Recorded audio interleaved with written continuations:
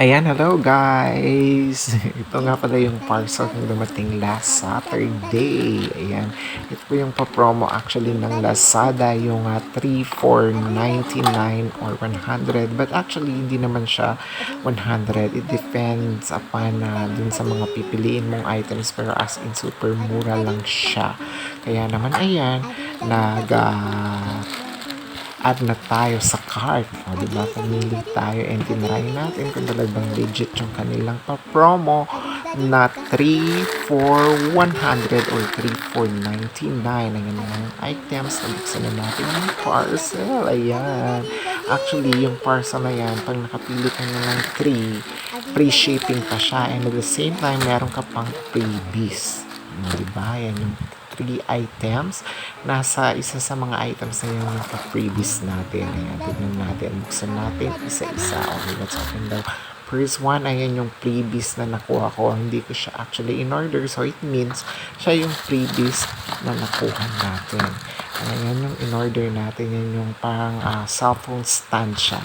Nasira kasi yung unang cellphone stand na in-order ko na nahulog siya. So, nabali yung kanyang paa. So, ayan, nag-order ulit tayo ng isa. So, para pag nanonood tayo ng short movies on Facebook or YouTube, ayan, may magagamit tayo para hindi tayo mahirapang hawak-hawak natin yung ating cellphone, no, diba? So, let's open naman the second one. Ayan, no, diba? The magic hands. Buksan na natin yan. Diba, nabuksan na.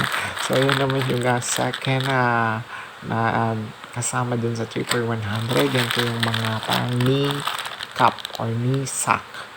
Knee sack. So, diba? Para sa apo kong si Nicolay and Ziel. Para naman pag natuto na silang maglakad, hindi mangingitim yung kanilang mga tuhod. Ayan, kaya in-order ko sila. So, actually, I'm planning to order pa ng mga ganyan para sa aking mga apo, sa aking dalawang apo. Ayan, let's open the third one. Ayan naman yung third one. Yan po, pumili ako and then nakita ko yung jumping rope. So, dahil hindi na tayo makapag-exercise at makapag-jogging, ay nga, kumuha na lang tayo sa Lazada or bumili na lang tayo ng jumping rope. So, all in all, siguro nasa ano lang yan, nasa 110 something, ganun. Ayan, maraming salamat po. Thank you all guys so much!